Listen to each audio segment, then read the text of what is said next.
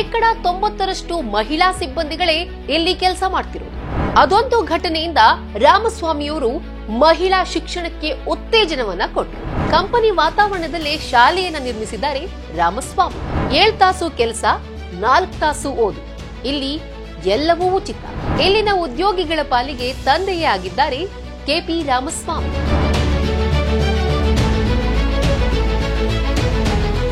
ನಮಸ್ಕಾರ ವೀಕ್ಷಕರೇ. ಸಾಮಾನ್ಯವಾಗಿ ನಾನು ಯಾವತ್ತು political related, current affairs related ಸ್ಟೋರಿನ ನಿಮ್ಮ ಮುಂದೆ ಹೇಳ್ತಾ ಇರ್ತೀನಿ. For a change today I have a different story. ಅದು ಇನ್ಸ್ಪೈರಿಂಗ್ ಸ್ಟೋರಿನ ನಾನು ನಿಮ್ಮ ಮುಂದೆ ಹೊತ್ತು ತಂದಿದ್ದೀನಿ.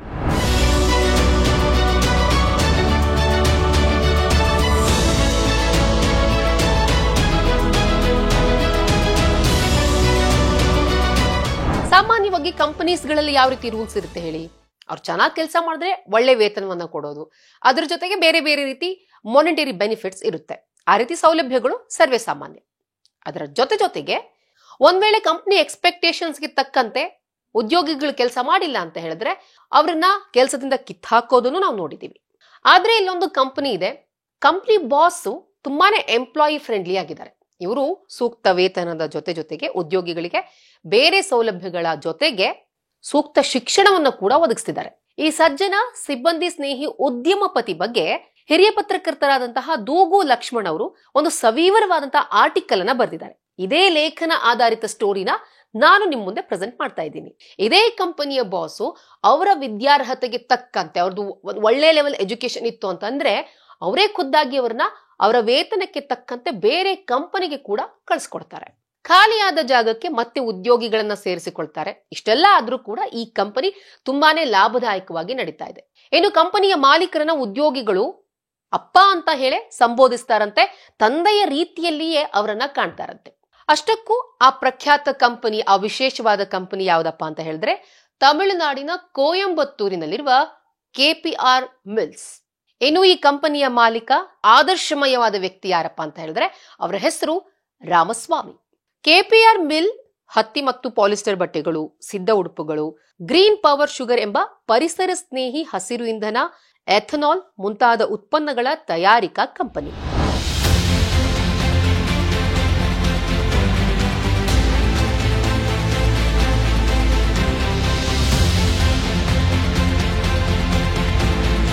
ಬರೋಬ್ಬರಿ 23,000 ಉದ್ಯೋಗಿಗಳನ್ನ ಹೊಂದಿರುವಂತಹ ಈ ಕಂಪನಿಯ ಮಾಲೀಕ ಸರಳ ಸಜ್ಜನ ವ್ಯಕ್ತಿ ಕೆಪಿ ರಾಮಸ್ವಾಮಿ. ವಾರ್ಷಿಕವಾಗಿ 4,418 ಕೋಟಿ ವ್ಯವಹಾರವನ್ನ ಹೊಂದಿರುವಂತಹ ಈ ಕಂಪನಿಯ ವಾರ್ಷಿಕ ಲಾಭವೇ ಬರೋಬ್ಬರಿ 592 ಕೋಟಿ ರೂಪಾಯಿ.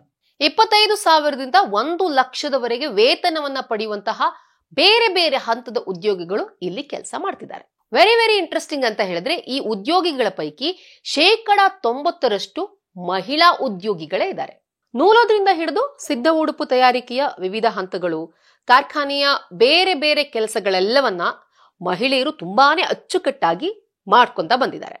ಇನ್ನು ಕಾರ್ಖಾನೆಗೆ ಸೇರುವಂತಹ ಮಹಿಳೆಯರಿದ್ದಾರಲ್ಲ, ಅವ್ರು ಯಾರು ಕೂಡ ವಿದ್ಯಾವಂತರಲ್ಲ. ಸಾಮಾನ್ಯವಾಗಿ ಹಳ್ಳಿಯಿಂದ ಗ್ರಾಮೀಣ ಭಾಗದಿಂದ ಬಂದಿರುವಂತಹ ಮಹಿಳೆಯರು.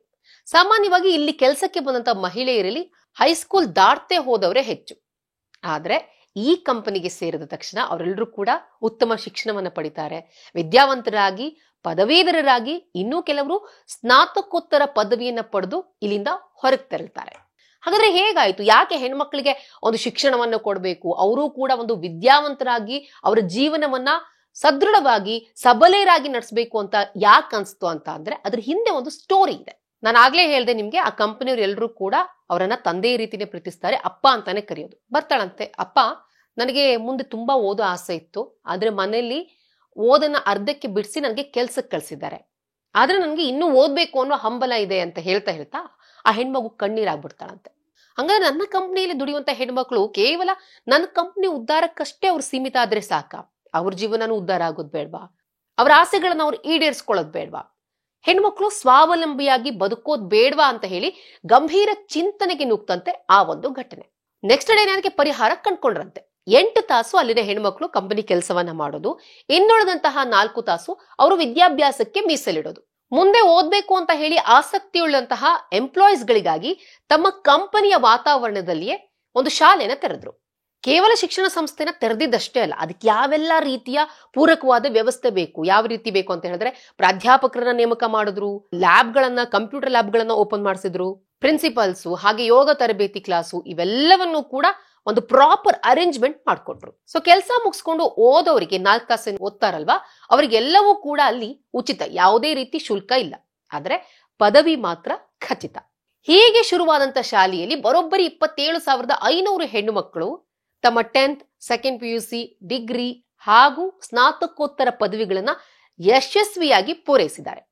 ಅರ್ನಿಂಗ್ ಪ್ಲಸ್ ಲರ್ನಿಂಗ್ ಎರಡನ್ನೂ ಕೂಡ ಖುಷಿಯಿಂದ ನಿರ್ವಹಿಸಿದ್ದಾರೆ. ಇದು ನಿಜಕ್ಕೂ ಕೂಡ KP ರಾಮಸ್ವಾಮಿ ಅವರು ಅಲ್ಲಿ ಹಾಕಿಕೊಟ್ಟುವಂತ ಭದ್ರ ಬುನಾದಿ. ಈ ಸಮಯದಲ್ಲಿ ಅವರ ಕಣ್ಣಲ್ಲಿದ್ದದ್ದು ಧನ್ಯತಾ ಮನೋಭಾವನೆ. KP ರಾಮಸ್ವಾಮಿ ಎಂಬಂತಹ ಒಬ್ಬ ಮೇರು ವ್ಯಕ್ತಿತ್ವ, ಸರಳ ಸಜ್ಜನಿಕೆಯ ಆದರ್ಶ ವ್ಯಕ್ತಿಯ ಶ್ರಮದ ಹಿಂದಿನ ಫಲ ಇದು. ಹೇಗೆ ಉದ್ಯೋಗಿಗಳಾಗಿ ಕಂಪನಿ ಸೇರಿದವರಿಗೆ ಉಚಿತ ಶಿಕ್ಷಣವನ್ನೇನೋ ಕೊಡ್ತಾರೆ, ನಂತರ ಆಬ್ವಿಯಸ್ಲಿ ಅವರಿಗೆ ಒಂದು ಒಳ್ಳೆ ಸ್ಯಾಲರಿ ಪ್ಯಾಕೇಜ್ ಬಂತು ಅಂತಂದ್ರೆ ಬೇರೆ ಕಂಪನಿಗೆ ಜಂಪ್ ಮಾಡೋದು ಕಾಮನ್. ಸೊ ಈ ರೀತಿ ಅವ್ರು ಬೇರೆ ಕಂಪನಿಗೆ ಹೋದಾಗ KPR ಮಿಲ್ಸ್ ನ ಗತಿ ಏನು, KPR ಮಿಲ್ಸ್ಗೆ ವಾರ್ಷಿಕವಾಗಿ ತೊಂದರೆ ಆಗಲ್ವಾ, ಲಾಸ್ ಆಗಲ್ವಾ, ಈ ರೀತಿಯೆಲ್ಲ ಪ್ರಶ್ನೆಗಳು ಉದ್ಭವಿಸೋದು ಸಹಜ. ಆದ್ರೆ ವೆರಿ ಇಂಟ್ರೆಸ್ಟಿಂಗ್ ಏನಪ್ಪಾ ಅಂತ ಹೇಳಿದ್ರೆ KPR ಮಿಲ್ಸ್ ನ ಮಾಲೀಕರಾದ ರಾಮಸ್ವಾಮಿ ಅವರಿಗೆ ಈ ಚಿಂತೆ, ಈ ಪ್ರಶ್ನೆ ಯಾವತ್ತೂ ಕಾಡಿಲ್ಲ ಅಂತ. ಹೇಗೆ ಒಬ್ಬ ಕಂಪನಿ ಫೌಂಡರ್ ತನ್ನ ಉದ್ಯೋಗಿಗಳಿಗೋಸ್ಕರ ಇಷ್ಟೆಲ್ಲ ಮಾಡ್ತಾರೆ ಅಂತ ಅಂದಾಗ ಅವರು ಕೂಡ ಅಷ್ಟೇನೆ ಹೆಣ್ಮಕ್ಳು ತೊರೆದು ಬೇರೆ ಕಡೆ ಕಂಪ್ನಿಗೆ ಹೋಗುವಾಗ, ಎಲ್ಲಾದ್ರೂ ಒಳ್ಳೆ ಅಪಾರ್ಚುನಿಟಿ ಸಿಕ್ತು ಅಂತ ಹೋಗುವಾಗ ತಮ್ಮ ಜಾಗಕ್ಕೆ ತಮ್ಮ ಊರಿನ ಇನ್ಯಾವುದೇ ಹೆಣ್ಮಕ್ಳು, ಅವರಿಗೂ ಕೂಡ ಎಜುಕೇಶನ್ ಇರೋದಿಲ್ಲ, ಅವ್ರು ಡ್ರಾಪ್ ಔಟ್ ಆಗಿರ್ತಾರೆ ಅಂತ ಹೆಣ್ಮಕ್ಳನ್ನ ತಂದು ಸೇರಿಸ್ತಾರಂತೆ. ಸೊ ಹೀಗಾಗಿ ಯಾವತ್ತೂ ಕೂಡ ಅಲ್ಲಿ ಉದ್ಯೋಗಿಗಳ ಕೊರತೆ ಆಗಿರೋದು, ಆ ರೀತಿ ಉದಾಹರಣೆಗಳು ಕೂಡ ಇಲ್ಲಿವರೆಗೂ ಕಂಡು ಬಂದಿಲ್ಲ ಅನ್ನೋದು ರಾಮಸ್ವಾಮಿ ಅವರ ಅಭಿಪ್ರಾಯ. ಸಾವಿರಾರು ಕೋಟಿಗಳ ಒಡೆಯ ಒಬ್ಬ ಉದ್ಯಮಪತಿ ಸಾವಿರಾರು ಹೆಣ್ಣು ಮಕ್ಕಳಿಗೆ ಜೀವನವನ್ನು ಕಲ್ಪಿಸಬೇಕು, ಅವರಿಗೆ ಒಂದು ಉತ್ತಮ ಶಿಕ್ಷಣವನ್ನ ಒದಗಿಸ್ಬೇಕು ಅಂತ ಹೇಳಿ ಯೋಚಿಸ್ತಾರೆ ಅಂತ ಹೇಳಿದ್ರೆ ಅದೇ ನಿಜವಾಗ್ಲೂ ಕೂಡ ಗ್ರೇಟ್ ಥಿಂಗ್. 27,500 ಜನ ಪುತ್ರಿಯರಿಗೆ ತಂದೆಯಾಗಿದ್ದಾರೆ. ಇದಕ್ಕಿಂತ ನಿದರ್ಶನ ಬೇಕಾ? ಇದಕ್ಕಿಂತ ಇನ್ನೊಂದು ಉತ್ತಮ ಉದಾಹರಣೆ ಬೇಕಾ?